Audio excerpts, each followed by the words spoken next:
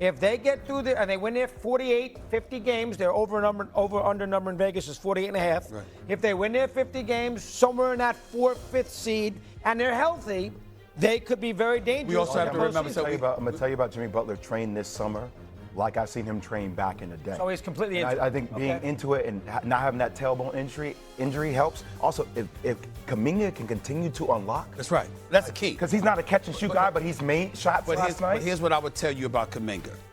Steve Kerr, one of the top 5 coaches in the history of basketball. We have to say that now. We've just seen too much greatness from Steve Kerr not to recognize him as a top 5. I think right now, I think you have to look at Steve Kerr. Top 5, top 6 in the history of basketball. Think about it. Look at the resumes and look at what he's done. And I think that title in Boston really cements that, okay? Because that's years removed from the other titles. You got to give credit where credit is due. Last year, we looked at Golden State. None of us sat here and believed it would have ended that way against Minnesota if Steph Curry hadn't gone down. Very true. Correct. Totally different story. So we know who Steph Curry is. But the other side to this, and this is where it's going to be a challenge for Steve Kerr, mental with Kuminga. Because Kuminga looked demoralized. He looked completely lost late last year. Like the coach had lost confidence in him. And as a result, he had lost confidence in himself. So him having an opportunity to go elsewhere this summer, but that didn't work out, and you end up re-signing with Golden State, now you're in it. And you obviously you paid him, you wanted him back, so you know he's a young talent. The big challenge is going to be for Steve Kerr to make sure you maximize Kuminga, because if you maximize Kuminga, that spells for Jimmy Butler from time to time as well, which is going to have Jimmy Butler even more healthy for the postseason, which is exactly what you want if you go to State. Well, you know why they lost confidence in him? Because Kuminga has a difficult time adjusting to read and react offense, and that is the majority of the offense that they run on all the time. But they got to do it. Agreed. You had him enough years. Agreed.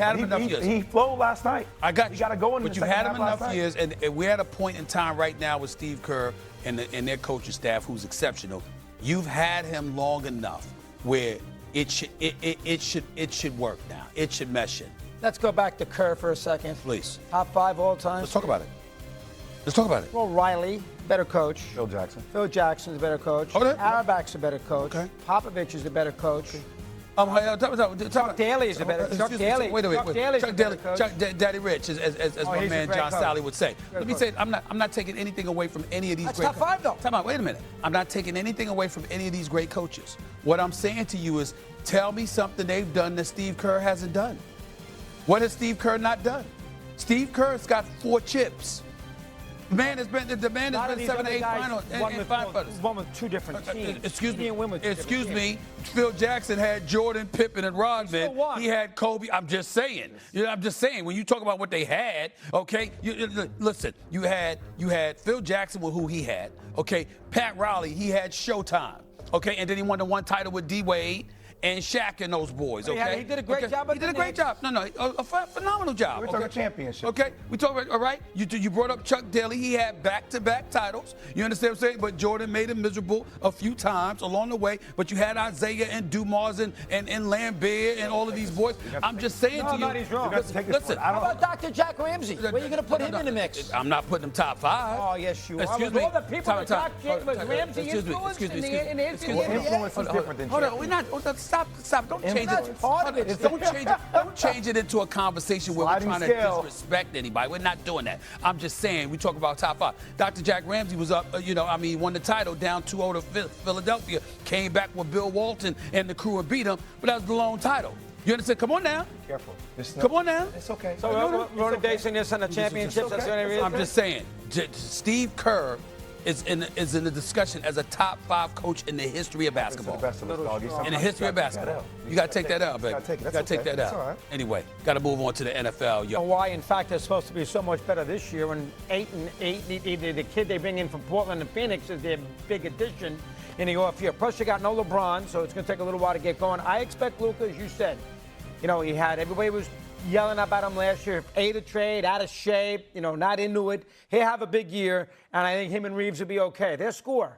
But as far as them winning in this conference, there's just too many good teams. So, 3%, that sounds about right with Houston and Oklahoma City, and obviously Golden State's going to be good. Butler's there the whole year. They're into it. 5th ring. Obviously, you got Green still sitting there. That team's going to be very good, the Warriors. and they have a chance to have a hell of a year. But the Lakers are the 5th, 6th best team in the Western Conference, and that's not going to do them a lot of good come postseason time because they're going to not get a first round. They're going to be no home court first round. They're going to have trouble getting out of the first round to make a long story. I'm going to say, well, we know trouble. That. We know that that's definitely going to be the case because you've got OKC and Houston. Once Kyrie and Anthony Davis come back, you've got Dallas, you've got Minnesota, you've got Denver who reloaded, and now they've got some depth. So there's about 5 teams that you think about before you even think about the Lakers. Let's get that out of the way first. Having said all of that, I will say this. I believe in J.J. Redick as a coach. I think that J.J. Redick is going to be a star coach in this league for a long time to come. I really believe in him, and I really believe in his ability to make adjustments and to make them better. I think they'll get better. I don't think last night is an indication. Certain teams are your kryptonite, y'all. And I think that when you look at Golden State's ability to shoot perimeter shots, everybody can't shoot like that. Everybody can't shoot like that.